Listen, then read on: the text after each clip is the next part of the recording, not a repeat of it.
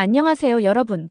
오늘도 세상 복잡한 세금과 재산 관리 이야기를 쉽게 풀어드리는 꿀정체입니다. 증여와 상속 들어보셨지만 막상 다가오면 머리 아픈 주제죠.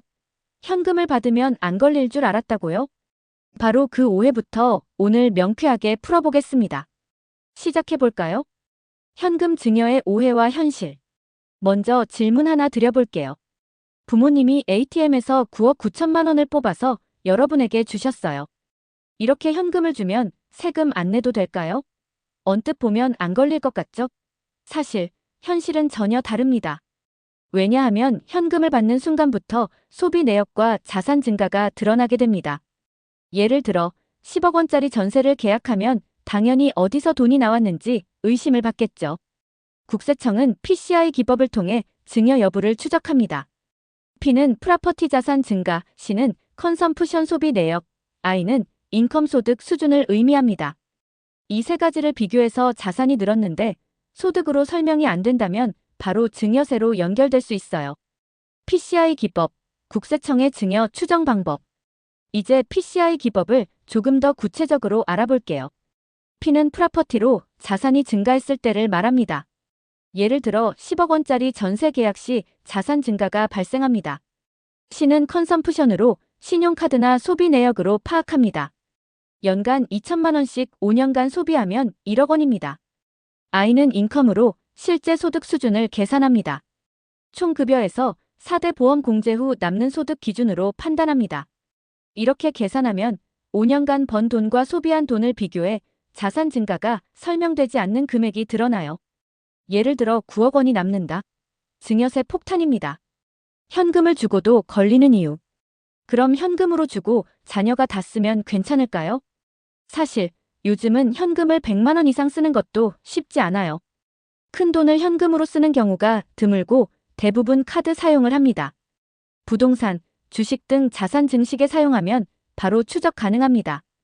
결국 현금 증여도 소비 방식에서 증여 사실이 드러나게 됩니다. 결론적으로 현금 증여도 철저히 계획하고 사용하지 않으면 과세가 불가피하다는 점 꼭 기억하세요. 미성년자 증여와 절세 전략. 그럼 미성년자에게 증여하는 경우는 어떨까요? 자녀 명의로 통장에 돈을 넣거나 주식을 사주는 경우도 증여세 대상이 될 수 있습니다. 미성년자는 10년간 2천만 원, 성인은 10년간 5천만 원까지 비과세가 가능합니다.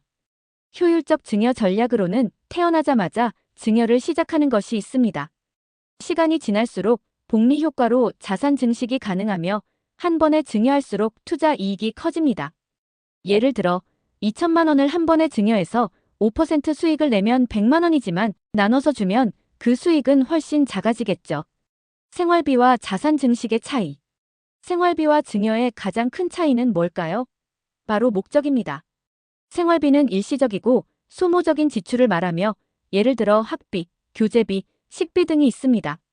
반면 증여는 자산 증식을 위한 목적으로 예를 들어 주식, 부동산 투자가 이에 해당합니다.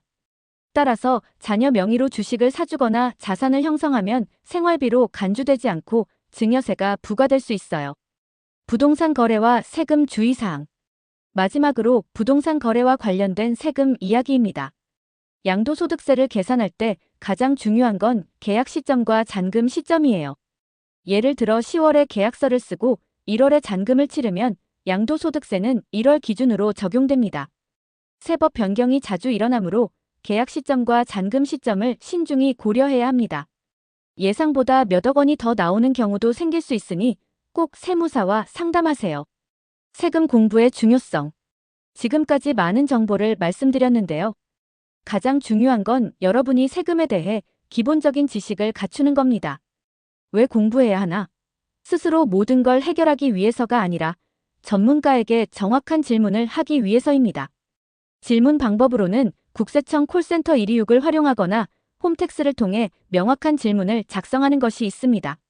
세금 지식이 여러분의 재산을 지키는 첫걸음이라는 사실 잊지 마세요.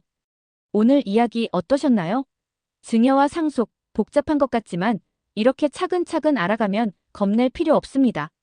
여러분의 재산을 지키고 효율적으로 관리하는데 이 영상이 조금이나마 도움이 되었길 바랍니다. 앞으로도 더 유익한 정보로 찾아올게요. 구독과 좋아요는 큰 힘이 됩니다. 감사합니다.